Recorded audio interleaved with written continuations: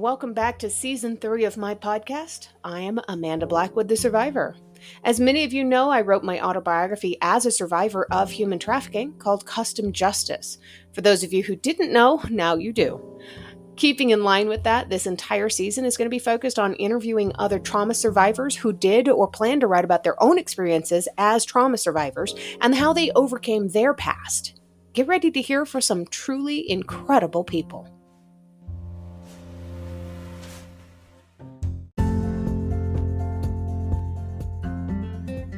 Please hang on for a moment through this brief advertisement. This is what currently pays for the show. Of course, I will also take donations through PayPal to keep the show running, or you can show support by a simple book purchase. I have quite a few out there. Just look for books by Amanda Blackwood on Amazon or Barnes & Noble. Your purchase does go to helping to support local organizations that help fight human trafficking also.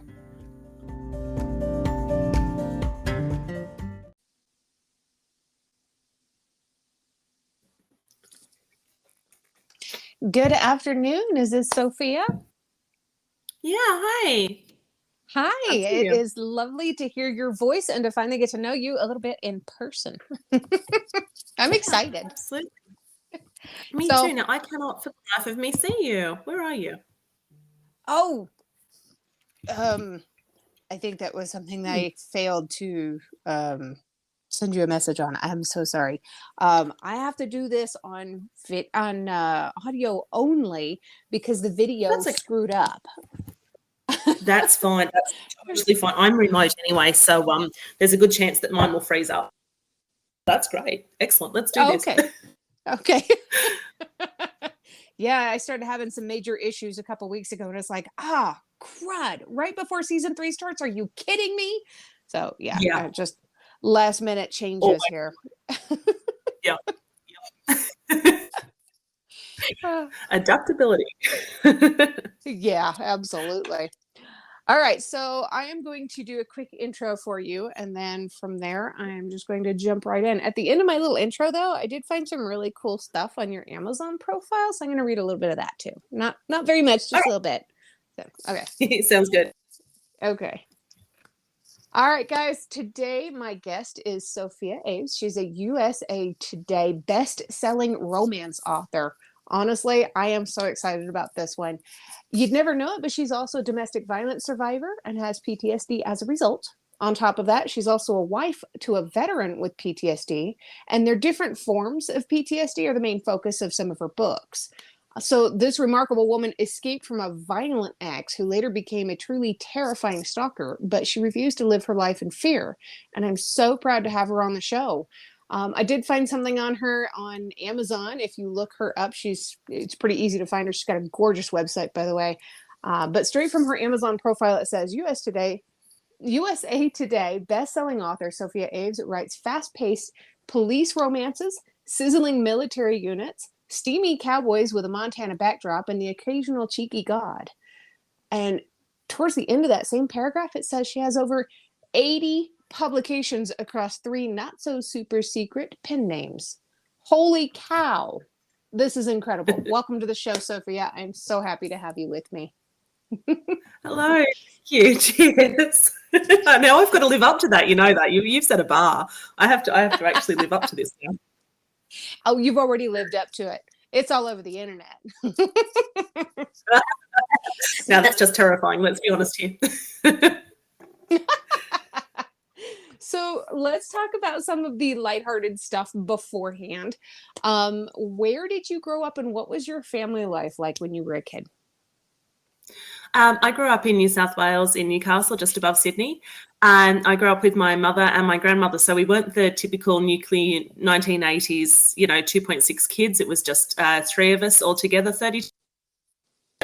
And let's be honest, we were a pack of bitches because as I went through puberty, my mother went through menopause and my grandmother went like, there were months where we barely spoke to each other. It was brilliant between hot flushes and mood swings and forgetfulness. It was, and let's go with this. My grandmother finally passed away last year, horribly at 99, the day before she turned 100. Oh my gosh. One day short of getting her letter from the Queen. Come on, she'd been hanging out for that for 30 years.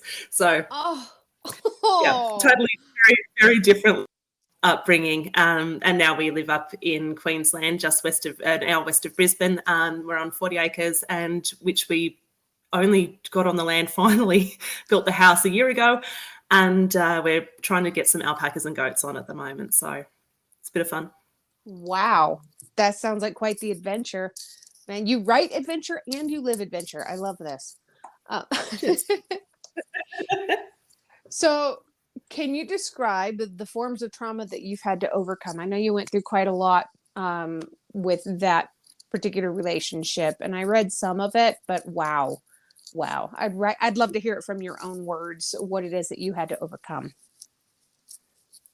I think some of these things are. I'm glad it was a long time ago. This happened 20 years ago to me, so I'm glad, because time does help things, and that's an important part of everything.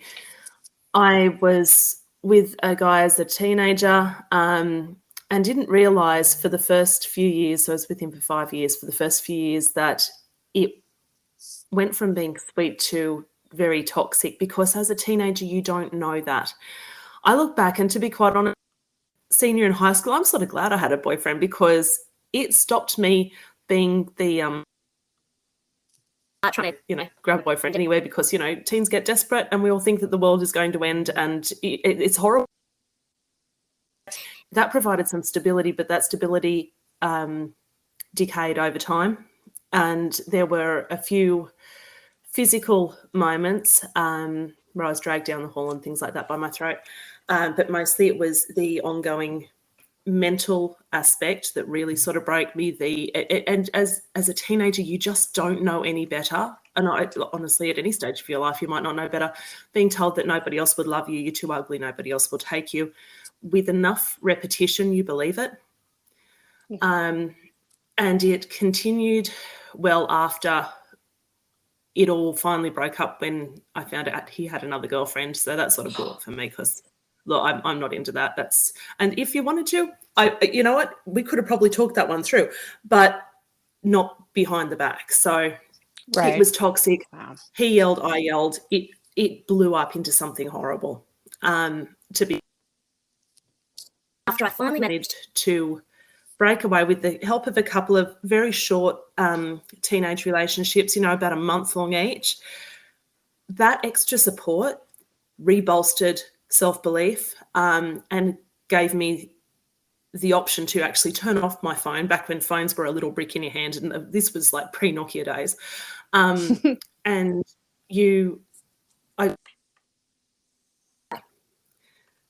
when I made that choice to walk away, the stalking started, because I no longer relied on him and was independent once again for the first time in 5 or 6 years. So the stalking started. It started with a couple of phone calls, and there was some more phone calls, and then it was text messages, and it was about him trying to bring me back to him, saying he'd had death threats, all this sort of other BS. And it went on and on until it was sort of 10 phone calls a day, 20 phone calls a day, 40 phone calls in an hour every hour. Eventually, my mother got sick of it. I just moved out of home as a 17, 18-year-old and started uni, where I was studying archaeology with the most wonderful professor in the world. He passed away in my second year, and that was a whole new culture shock for me. But he was one of the I think when he passed away, he was about 89, and he Godfrey Tanner, and he was in the top 10 list of the people who knew the most people in the world. And it sort of all came to the head as I was starting to study at uni. And I'd moved into an apartment, top floor of a building, with a very good friend that I worked with, gay mate, and he was just wonderful, fabulous housemate, wonderful support. And they all went away for the weekend. And I remember, and I actually put this incident into one of my books. It was a key. Wow. I had to put the key in the elevator to get up there. There was nobody else that could get up to the top floor. And I got messages saying, I can see your lights on. And I was the only one home.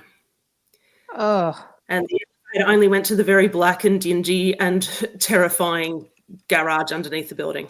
So I turned off the lights Another message, your lights are back on. Your lights are off. Your lights are on. There was a nightclub across the road that I knew quite well because, you know, a teenager and really loved going clubbing and things like that. And I sat there in abject fear and ended up having a couple of shots of alcohol, which was probably a stupid idea, locking the door, and sat there in the kitchen looking down the hall at the door, wondering how I was supposed to get out or not. And that stuck with me for a very, very long time. It was absolutely terrifying. I couldn't go up because there wasn't up. I could only go down to the garage, and that was it was just the worst of all options. Seriously, fire hazard all over the place, terrifying. And my mother took everything into her own hands and called the police. It had not occurred to me to call the police over a couple of text messages. It just wasn't in me to do. She called them. We went up and met a pair of fabulous coppers who I'm sure were one of the reasons that I kept my love of police procedurals over the years. One guy was huge and big and round like a giant teddy bear and the sweetest thing on the planet. The other guy looked like Dolph Lundgren from the 80s and, you know, like Arnie, you know, look. And they were just fantastic. They took the statements, they went through it all. Mum sat next to me. She had no idea the relationship had been abusive, so I found it very hard to say anything in front of her, but I think they took what I wasn't saying and ran with it. So that's why I believe in the cops so much at the moment. And eventually one of the Dolph Lundgren guy gave me a call and said, look, he's got a gun license. He's got a dog, security dog. You need to you need to be prepared. He said there is a profile on these guys. What we'll do is we're going to go around and scare him. And they did. And it all stopped after that. Oh, my gosh. They tried to talk to him. He refused, so they took him in for the night. And he said, you're going to have to be prepared. He said, there's a profile on these guys. In 10 years, he will come back. This is what the profile says he will do. In 10 years, he will come back, and at whatever family at that time that you have, you're going to have to be prepared to protect them. And I went, oh my gosh. Well, hell, this is terrifying. This is twice as bad. Yeah. But it stopped. Wow. And it was fine. Fast forward 7 years, I had a job back in the jewellery company that I wanted to work for. I had met my husband, who we had just bought our first house together. We weren't engaged yet, but we'd been together for 2.5 years, and we knew he'd been in the military the entire time. And he had just left for Afghanistan literally 3 weeks before. And back then we had no phones, we had no emails we could send each other. We got a weekly phone call, and it was 10 minutes at best. That's all we had. Oh. I stopped watching the news, and every time the shop phone rang, I was sure it was going to be his boss telling me that I'd lost him. Yeah. So I was already on edge, and I had a wonderful support group at work, and I had a fabulous customer. Jewellery customers are like readers. They really, they grab hold of you, and they want to come back to see you weekly or monthly to buy presents for their loved ones. They're just like a super fan reader who reads every book. Same sort of person. Same sort of relationship. Wow. Had a lovely guy who was divorced. He was actually on the team for looking for pedophiles and protecting children from pedophiles. Boston had 2 lovely young girls. He came in, he just bought some little silver jewellery with enamel and things like that on them that they thought were pretty, and that's how he spoiled them. Had another couple of biddies as well who loved me, and one of them brought in the local newspaper and said, you need to have a look at this. And in the paper, online and on Gumtree at the time, was a message saying, I'm looking for my name. We'll pay for information on her whereabouts. And it was like something out of a stupid 70s or 80s movie. And I sort of stared at it and I'm like, this is a joke. It took a good day for it to sink in. And bless Gumtree, they took it off as well. And I saved all the links, and I told my pet cop who came in with his daughters. He took all the information. He said, don't worry about it. You're never going to hear from him again. And I haven't. I have no idea what happened after that. Oh, my gosh. Having that support around, I have no idea what happened. I can guess. But having that support around was a huge benefit, especially with Hubs not being there, even though he wasn't Hubs at the time, he came home, and 2 days after he came home from Afghanistan, he took me up to the mountains where we love to go camping, and he proposed 2 days after he came home. Yep, he knew couldn't when. wait. No, and he got my best friend that I worked with in the shop, who was also one of my bridesmaids, to organise the ring for him while he was away. So there's ups and downs, but it seems to come around, fortunately. Yeah, There's a lot. And I've unpacked that over the years, and I think that's the first time I've actually told that story in probably a decade. Wow. Well, I'm honored that you would want to share it with us. Thank you. That is quite the story. Holy cow. So, and I know you've got PTSD from all of this. How does that PTSD manifest in you now? Is it like moments where you're terrified somebody's going to be at the bottom of an elevator, or if somebody touches you around the throat, do you have a bad reaction because you remember being grabbed and dragged by him? Yeah, for a long time I did suffocate at the thought of touches around my throat, but I think because Hubs and I have been together for almost 20 years now, that's greatly reduced because he's the only one that contacts me, apart from my kids who like to yank on your hair and, cough in your face and all that sort of stuff with COVID. It's exciting. But no, honestly, I don't like anyone standing behind me. If the kids, our lounge is, we've the lounge sort of sits in the middle opposite the TV, and it's an old lounge because we've just built a house, so we were flat broke. And I sit there and I write 90% of my waking hours.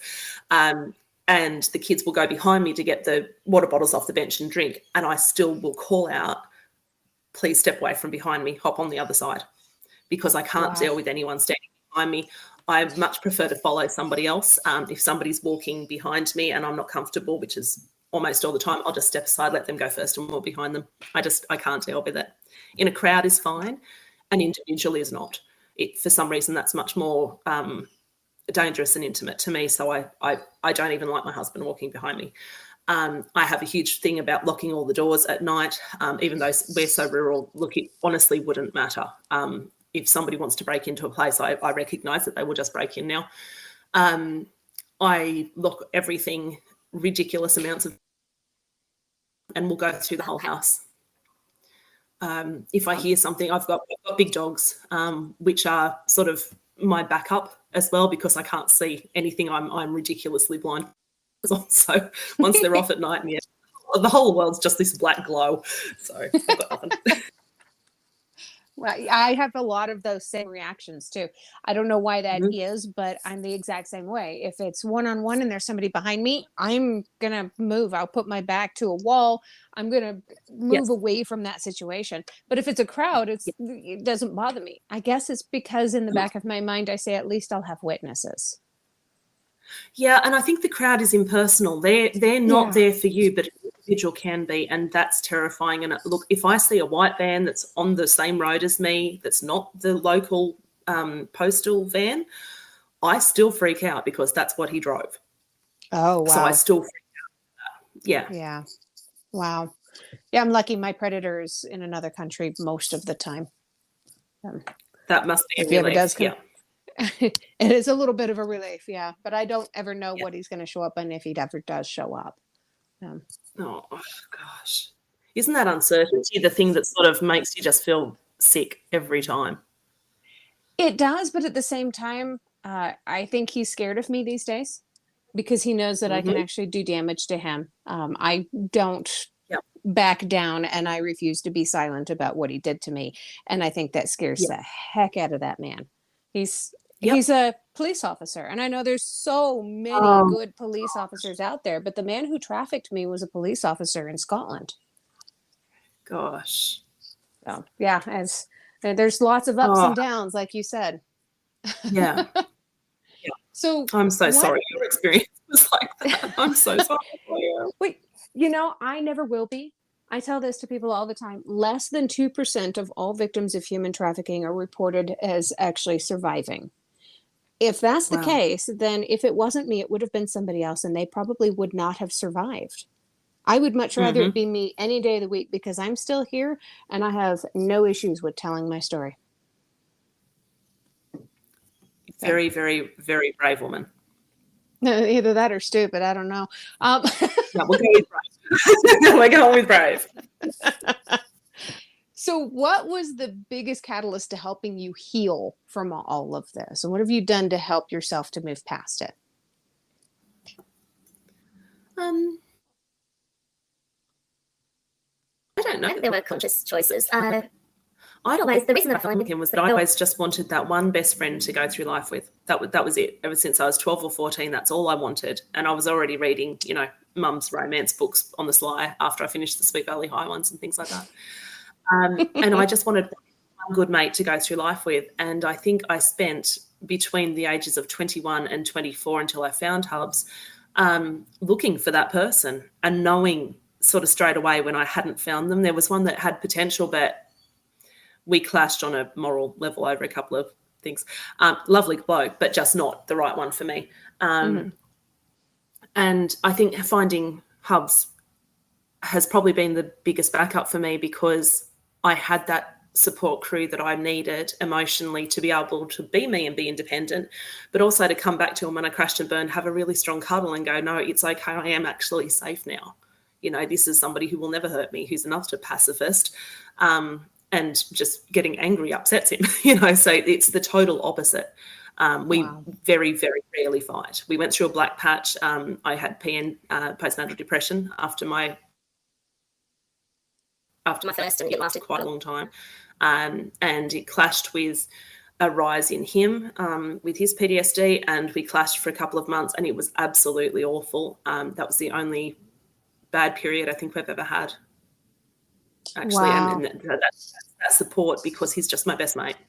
So it means everything to me. That is amazing. I'm so glad you have that. And what a cool guy he is. Very much. Yeah. It's hard to find that in life. I know I finally found that last year. Our wedding was January of this year, but it took a long time to find that. I'm in my 40s. I was ready to find this when I was in my late teens. And like you, I kept on looking for it. Wasn't going to give up. Yep. So glad you found him, though. That's the one. He's pretty awesome. Sometimes he listens to my podcast, but I'm not saying this because of that. No state secrets. So how do you celebrate your little wins in life when you accomplish something that you're proud of?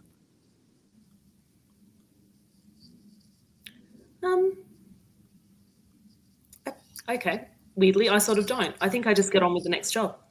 I just move to the next thing. I go, yay, like today. I actually have a book launch today. I messaged, so I'm like, yay, Pride releases today. And we go, woohoo. He's like, oh, good, another one. And off we go. We just keep going. I'm like, I've got my email list. I thought of 16 things that I need to do today. I'm having my daughter's first sleepover this afternoon. So I want to clean the house a little bit better because I feel like I have to. And I just do the list each day. That's it. I do the same thing. What is this with us? Why can't we just take a moment to breathe and relax? Nope. What's next? Keep going. So we're 26 range gearbox, and we're already on gear 25. Right. So who inspires you the most?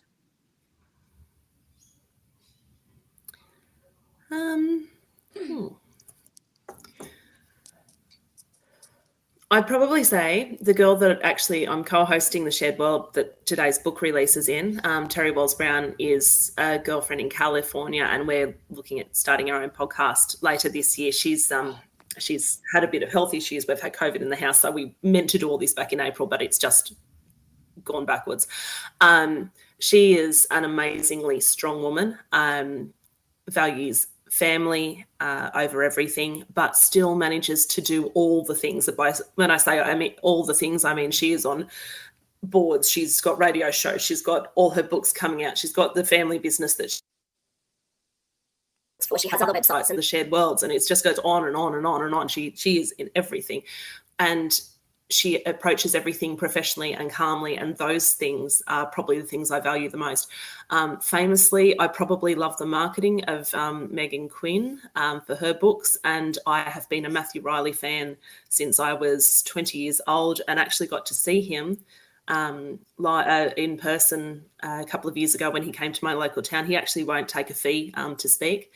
And he's just incredible. So I'm going to desperately try and get him for Romance Writers of Australia one year for the conference, because I think he would be a fabulous speaker and somebody that can really, I mean, he's entertaining. When he speaks, he's very, very entertaining, but he's not arrogant about anything. He's just another geek that loves writing and making films and making books and just being awesome. And they're things that I think would share with the membership incredibly. Wow, that is really cool. You won't take a fee for speaking. That's not something you hear very often. Very No. neat. Yeah. No. So if you were to talk to somebody who was going through what you went through in your own past, what would you tell them? Go to the police early and walk away. You can't fix them. You can't help them. Set yourself free and go find somebody who's worthy of your time. Yes. Oh, that was beautiful.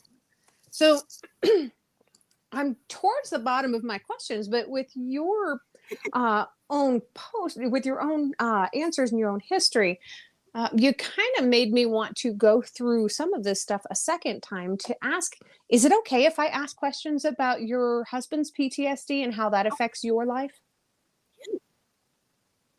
Okay. Yeah, absolutely. So I know he was over in Afghanistan. I'm sure he probably saw some action. How was he changed at all when he got back?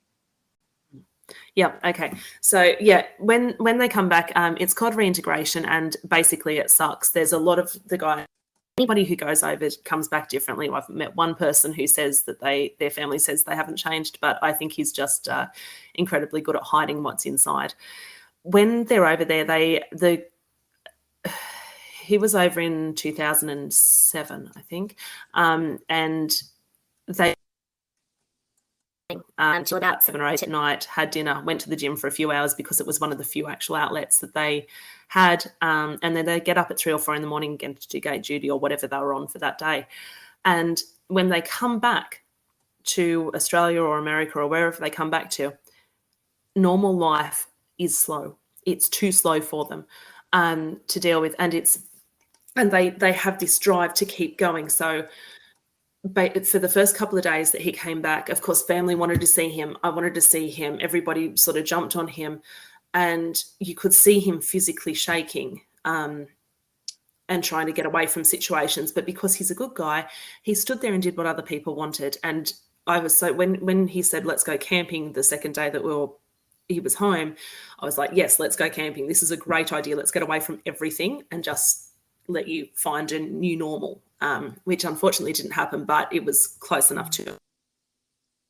Beautiful. And we had 5 days away, and it was fantastic. And we sort of didn't tell anyone for 2 weeks because it wasn't the right thing to do for him. It was too much. So we did engagement parties, post-engagement and all that sort of stuff. It was all very much pushed out. We moved up to Queensland in the January after he came back in, I think, the October. He came back late October. And we came up to Queensland. His new boss, within 2 weeks of joining his new unit, said to him, you need to take a break, and off work for 3 months. In that time, we got out of the RAF accommodation we were in, and we bought our own house because we were right under the flight path. It wasn't in a great area. We had people trying to break into the house. It just wasn't a great situation. So we bought our own house. And he would work in the garden until 6 or 7 at night. And I didn't often get home till 7 at night after work. And I'd find him working in the dark, and he'd because he had this compulsion to keep working and not be able to stop. After I got him out of the garden, he'd disappear into the shed at night. And because I was exhausted after work, I'd either read a book or watch a movie or go to sleep.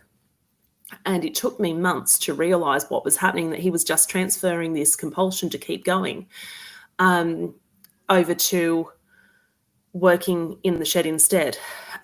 We spent 2 years planning our wedding. He was overseas again shortly before. I think he came home 3 days before the wedding. He'd been in America for a couple of months. And we actually had a joke that we were going to get married by proxy on phone. And I said, no, I'm pretty easygoing, but that's not how we're going to get married. That's not going to work out for me. He'd get stressed. He'd be sharp. We've had horror stories from other people of what's happened in their homes, but we managed to work most of it through. And I did call it after I spoke to his boss and said, we need to try and get some sort of therapy going. Neither of us having ever been to therapy before. We had no idea what the process was. We went through Veterans Affairs in Australia, and they gave us, I think we went to 5 different therapists over the period of 6 years. And we found that we got some great advice from one girl, and the other 4 were detrimental to our health. Oof. The first one gave permission to stop and not answer questions. So if I was trying to work through and go, okay, is he having a rush back into this? Is he sort of dropping into a space I can't reach him? I'd start talking. She gave him permission to not answer me, which would last for hours. So it would be a silence of hours where he just physically wasn't present with me and was just frozen. Another one told me that he would get through it eventually and that I just had to wait it out and get over it. Oh, my gosh. There were a couple more. The one that was fabulous was an ex-nurse who had been deployed in the Middle East, and she spoke to him individually and was fantastic.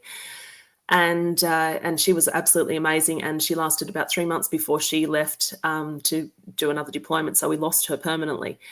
So that was a bit of a as well. And after we got to the last one who told us to get over it, we both decided that it wasn't worthwhile doing anymore, and we would research it ourselves at home, both being intelligent people, or reasonably intelligent, and we would work it through together, and that's what we did. And we fought through it together and supported each other and did everything. We put safe words in place that we changed over every couple of months so that they would not get overused or underused. We put processes in place to make sure if one of us back up and survive and help us help the other person get back up. And it worked until the week we had our first child 7 years later, and he said, I'm going to go back overseas the week she was born. And he had a massive crash. I had 3 surgeries to get through that birth. And he had a massive crash, and we had to sit there and talk it out. And we lasted about 6 months until she was about 6 months old before I actually ended up yelling at him horribly and saying that we needed to fix something. What I didn't realise was that I had PTSD, and I wasn't coping either. Our daughter was and we ended up doing 45-minute turnarounds, each sleeping and passing baby over because she couldn't be put down. She wouldn't go to sleep. And being first-time parents, there was all the don't let us sleep with you, don't do this, don't do. Mm-hmm. From the people we expected it, and it hit us both very hard, and that was our blackest period. And it lasted for me until the birth of my third child. At the birth of my second child, at 2 weeks from his birth, I couldn't remember what we called him for 3 days. And it was absolutely horrifying. I had to look up his name every time I wanted to speak to him, even though he was a baby. Wow. And Tony and I went through a big crash and burn over that period. And by the time that we had our third, who was not, she ended up being planned, but she wasn't on the plan, the life plan sort of thing. My ovaries went into overdrive. I'm like, I want another baby. So give me a baby. And we called her our heart baby because she basically is the point where everything went back to normal for us. Wow. She's 4 now.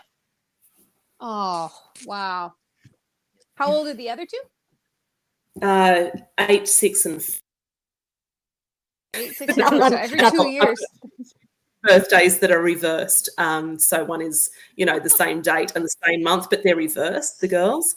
And I'm like, and the girls look almost identical. Honestly, we're going to have the biggest trouble when the little one steals her older sister's ID and goes clubbing on her own.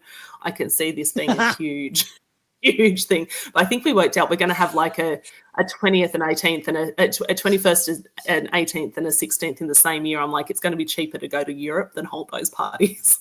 Oh my gosh. Hey, everybody load up. We're leaving. Yep. Wow. So I know you've touched a couple of times on some of the books that you've written, but what are the names of some of your books and how they relate to your experiences or your husband's experiences? Yeah. So Shortbread Shakedown is that's published through the Wild Rose Press. It's probably a 2-hour read, and it's all about reintegration. And when I first wrote the query letter for Wild Rose Press, I had reintegration sucks, and somebody said you can't write that as a professional letter. I'm like, yeah, but it does, you know. So it's all about a guy who finds his support system and support family. I've got a couple of personal touches in there too. He meets an old fellow with the picture over the bar in the officer's mess. And he then goes and meets that guy, and it's her grandfather, and they talk about what war meant to both of them and how it's changed and how it hasn't over the last 40 years. And sweaters, and the grandmother who's based on my grandmother because she passed the week that I wrote it. She always stuffed husband with finger buns at Christmas time, so I have that she did during that too. So he has an episode in the middle of their lounge room holding a child. He has episodes where he can't move in crowds. He has episodes in his own office where he tries to find something that he left behind and curses himself because things have moved around in the office that he hasn't been in for 2 years while he's been away. So they're all things that I've taken inspiration for things that have happened with us at home as well. Blue-Blooded Brothers was my first book series, is a Australian police procedural and very steamy romance, just as a heads up, series, all based around PTSD. I had no idea when I wrote it that that's what I was doing. And I was into book 3 before I realised what I'd actually done, including bits. I went, this is conflict. This is what conflict feels like to me. So this is how I write it, you know. So this was how it worked. You know, she sees a friend, a co-worker, be murdered in front of her on the page, and she feels that 5 years later, when she shuts the door and somebody tries to deliver mail to her, and she's shaking as she's taking the mail, trying to get the door shut, and breaks down as he walks away because opening the door to a stranger was just terrifying when she feels like there's a stalker that's constantly watching her and she's not safe in her own home, and eventually she isn't. And they're all things that the line about I can see your lights going on and off, from that experience in text messages is one of her reactions as well. She does that in the kitchen and drops the glass. So they're things that based on what I felt at the time, and I've just rejigged the situations to make it fit that particular story as well. I did get a wonderful review. There's a fabulous review on Collision, and this was actually where it hit me that what I was doing. It said, thank you for so aptly. And I had no idea. And I went back through and I thought, holy hell, this is actually what I am writing. So it became the main focus of the series, was the one main character who went through, who's an absolute psycho, and how he affects each of their lives and how they have to deal with him until the end of the series when it's finally finished and he's gone. So wow. I draw on that quite a lot. That is amazing. I love that you're able to do that, and other people are reaching out to you and thanking you for shining a light on it. Yeah, I had no idea. And when it sort of came up, I thought, no, I've started this. I've got to keep going with it now. This has to be the focus. So it was accidental, but I'm glad if it does. If it turns out well, then I'm glad. You know. Absolutely, it's helping people. It's helping a lot of people. So, where can people find your books if they're looking for them? Sofia Aves, Aves. Or my website is www.sofiaaves.com, and you can join my newsletter. Beautiful. I've got on Facebook, I have my reader group called Sophia's Sweet Sirens. We did try and go for a name change last year, but it didn't work out so well. They wanted us to stay sirens, so sirens we are. That's who we are now. I've got a newsletter I put out every week, and I put out 2 to 3 books a month. Perfect. And I'm going to include all of these links in the description of the podcast. So if anybody goes to the actual pages to look at the podcast description, they're going to see all of these links, including the links to your website, to follow your public page on Facebook, all that good stuff. Do you happen to have handy a little passage from one of your books that you would like to read? Okay, let me just... Naturally, I opened this up and I have lost my book. It's 16. I'm like, That's not what we're doing. That's not where we're meant to be. Oh dear. And you're going to have to keep talking for a second because I really have lost my book. Oh, that's terrible. And I reformatted this book recently. Oh, yeah. So you don't. Well, while you're looking, hang on, do here we you go. happen to have any? Okay. Oh, cool. Yeah, hang on. Yep, that works. Okay, so there is a lot of trust issues between Mila and Cal. Cal being the cop that screwed up the original arrest with the guy who ends up being the psycho that affects everybody's life over a series of 8 books. I stretched this out to 8 books. Oh, my goodness. Mila is the girl who he is starting to wonder if he can trust her or not, because he is so obsessed and so out of touch, because this has become his obsession in catching this guy, that he can't trust anybody, and he turns everything into something that he feels as though everybody is a plan for Logan, and that it's going to be something that ruins him. Swallowing my frustration, I woke the screen at Black's terminal and was confronted by a picture of Mila as a much younger woman with white blonde curls. Memory stirred as I stared at the picture. It was undeniably her, the same green eyes, those soft lips that always seemed to be on the edge of smiling. But the girl I looked at now wasn't smiling. Her eyes were haunted, wide, and so vulnerable.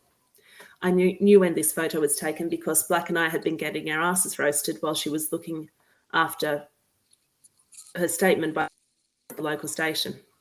Miller had been there the day Logan had robbed Central 5 years ago. I'd been so finding Logan that I'd missed. I'd kissed her for hell's sake. I stared at the screen, picking out the name behind her photo.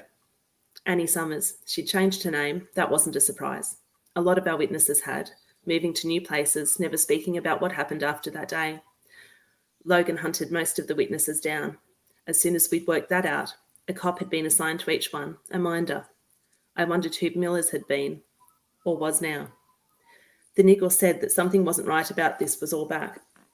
I put it down to paranoia before, but how had this slipped past me? I drained the cup of coffee on the desk before I realised it wasn't mine. Not that Black would care.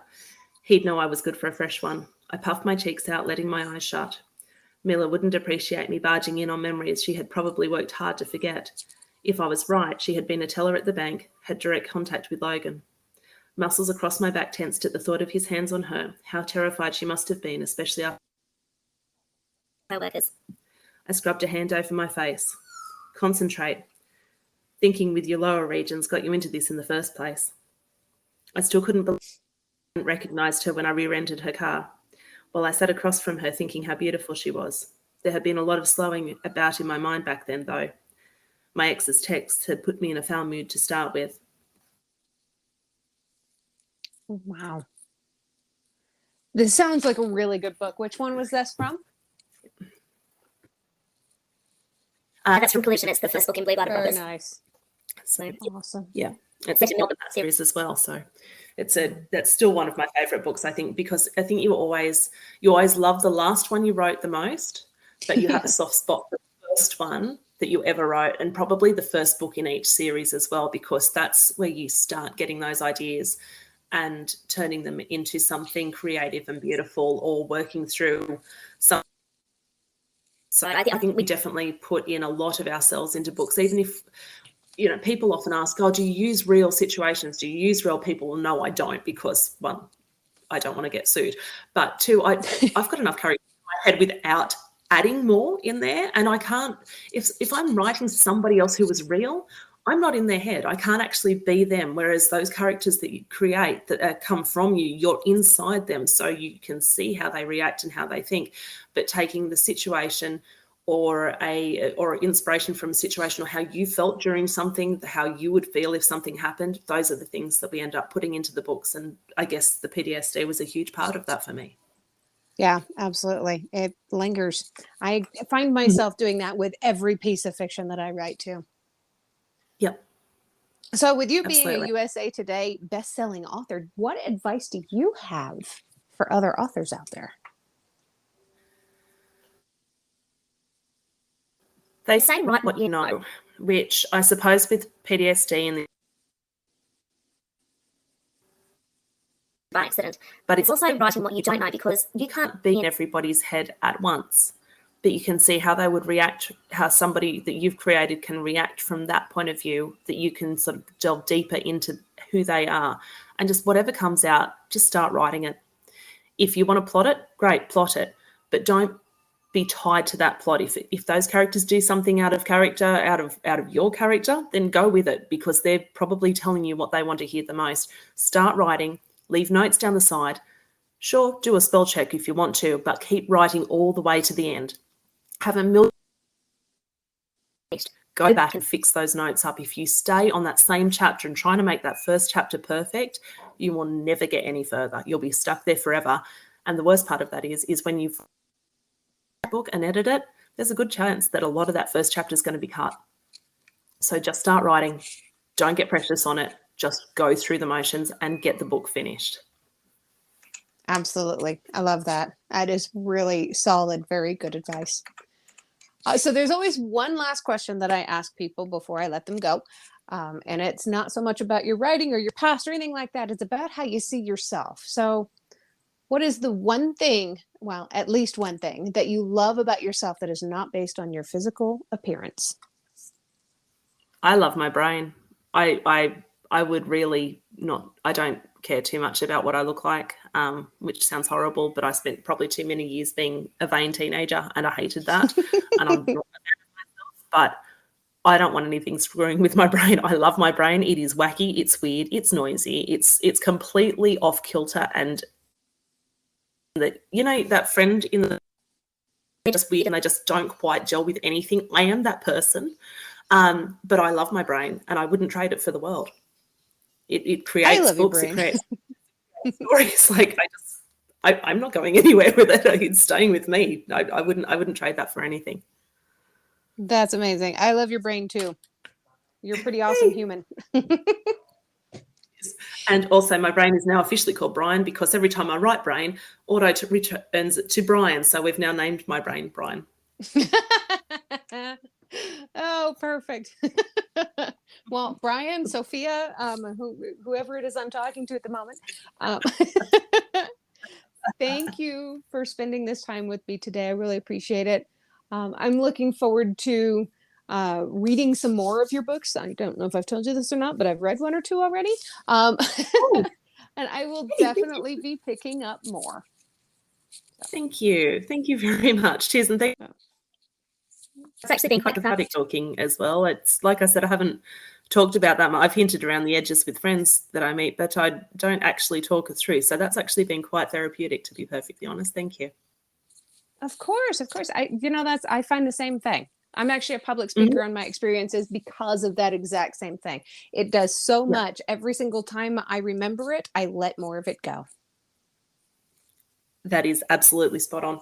Yeah, totally understand. Sophia, have a wonderful day out there. I know you're just getting started with your day. You're all the way out there in Australia. Have a wonderful afternoon, a wonderful morning. And next time you have a book coming out, give me a shout, and I'll plug it and see if we can get you a little bit more. I don't have as much pull as you do, but I'll do what I can.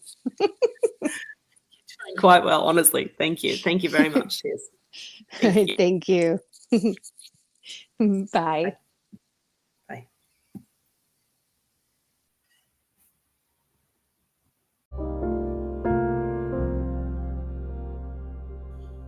If you've enjoyed tonight's episode, make sure that you head on over and check out the episode description. You will find links on how you can both support this podcast and how you can actually follow this author on social media. Check out their website, find their books, find their blogs. Whatever it is that they provide me with is what I provide in the episode description. So check it out. Go support our people.